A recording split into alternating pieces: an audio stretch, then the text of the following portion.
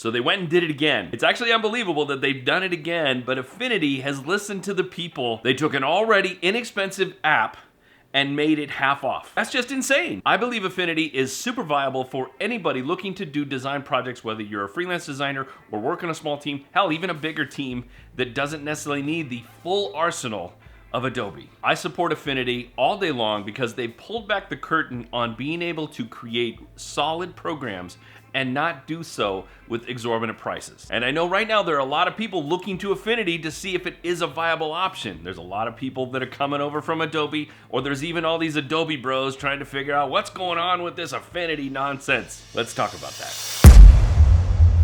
What's going on, everybody? My name is Dave Conrad. I'm an artist designer based in Southern California, and I am an Affinity fanboy. Because I know there are a lot of people that are coming to my channel to look for information about Affinity, I wanted to set the record straight. Not just on how I feel about it, but what I've observed from the community. I'm going to talk about why I feel Affinity is better than Adobe. I'm also going to talk about why I believe Adobe is still the king. But not before I say, hey, do me a favor. If you can, right now, go down and hit that like button for me. That will help create the juice we need to get this information out into the world. First, though, let's talk about why I believe Affinity is far greater than Adobe. The number one reason I like Affinity is the capability. Each one of the programs, Affinity Publisher, Affinity Photo, Affinity Designer, are all substantial programs. They are heavyweights. Do they have all the bells and whistles of the Adobe counterparts? Perhaps not, but it doesn't have all the extra fluff.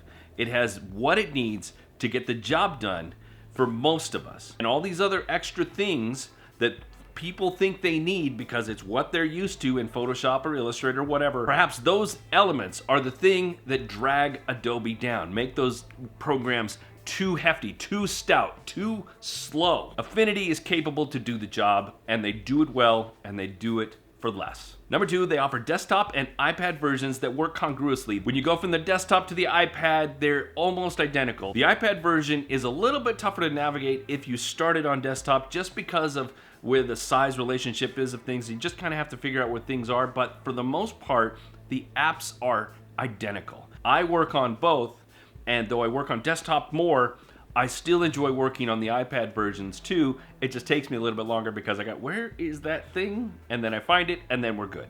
I've seen the iPad versions of Adobe's alternatives, and they're not as great as the standard programs. They're just not. Anybody who tries to tell me otherwise, you're kidding yourselves. Number three, they are not overstuffed with features. I kind of mentioned this already, but I feel like Adobe goes out of their way to justify their cost by stuffing their programs with features and features and features and features and features. It slows them down, make them clunky, has all these things that most people are not going to use. Affinity doesn't do that. They take the core stuff that's important, they expand on it, they make it more powerful, they make it easier, they make the job as streamlined as they possibly can to make it easier on you while still giving you the tools that they believe you need most. Whatever, Dave, how do they know what I need from my apps? Because they're connected to the community. That's number four. They are deeply connected to the community. If you go to their forums, if you go to their YouTube videos, you go to their accounts on social media, they listen to the people. There's a portion on their forums where people can go and submit bugs that they've seen, and they will address the bug fixes. When people have ideas for things they want to add to different programs, like say one, and this is a sticking point for me with the designer, Live Trace. I don't know if Live Trace is a trademark name by Adobe, but the idea of being able to take a raster image and turn it into a vector art, that's something that I believe Affinity needs to address. But I also believe, because so many people have asked for it, the next time Affinity releases a major version change within Affinity Designer, that's going to be part of the program. No guarantees, but that's what I believe, because I know that Affinity is listening. The next greatest thing about Affinity is the crossover, and if you use Affinity, you know exactly what I'm talking about. The apps work together. Yeah, Adobe apps work together, but they don't work together like Affinity's work together. Affinity Designer, Affinity Photo, Affinity Publisher work like they were all parts of a puzzle. They were all made to work together from the beginning. Even though these apps were created individually, they went into each new app with the idea that these apps all need to be congruous. They need to work together always. Adobe doesn't do it like that. And finally, the most important Affinity feature that I believe outweighs Adobe in, there's just no way to put it. It's the price. Plain and simple, Adobe is expensive. They believe their price is justified because you get access to everything Adobe does. But what if you don't need all of that? What if you just need Illustrator, Photoshop, and InDesign, and maybe Acrobat? Adobe doesn't give you that option anymore to just have that. They make you buy into all the other programs, whether you will ever use them or not. You're buying into Premiere Pro, you're buying into Audition, you're buying into Bridge, you're buying into all the other programs. You might use them just because, well, shoot, I've got them, I might as well use them. But the more programs that you add to your computer, the slower they're going to operate, am I right? They don't give you the option for the alternative, but Affinity does, and they do so at a ridiculously low price. I paid $150 for all 3 apps back in 2019. It's now 2021, and I have not had to pay for an upgrade since. I've gotten upgrades, but I haven't had to pay for one yet. It's been 18 months since I bought those programs, and I've paid $150. If you buy into Affinity right now, you can get in for 75 bucks. For all 3. That's ridiculous. That's bonkers. That is so bananas you would think you were living in Central America. But even if you did pay the $150 price like I did, that's $150 versus, doing the math, 52 times 18 equals $936. You tell me which one's better. But wait, this isn't me just knocking Adobe. Sure, I'm taking my shots, but I acknowledge some things about Adobe.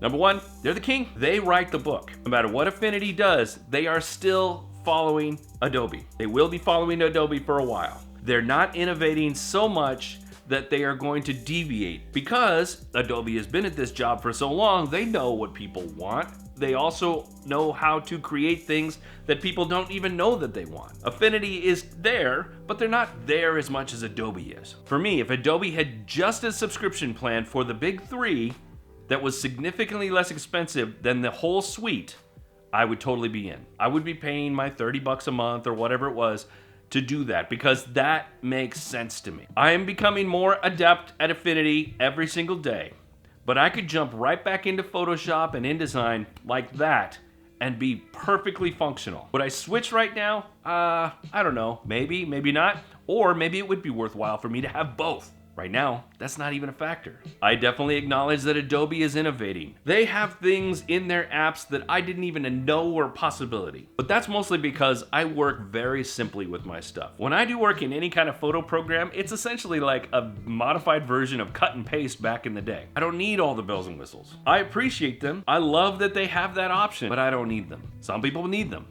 Some people require the vast amounts of photo editing capabilities that Lightroom and Photoshop have available. Affinity can do a lot of it. They can't do everything. Let's be honest. They can't do everything. But that's okay for somebody like me.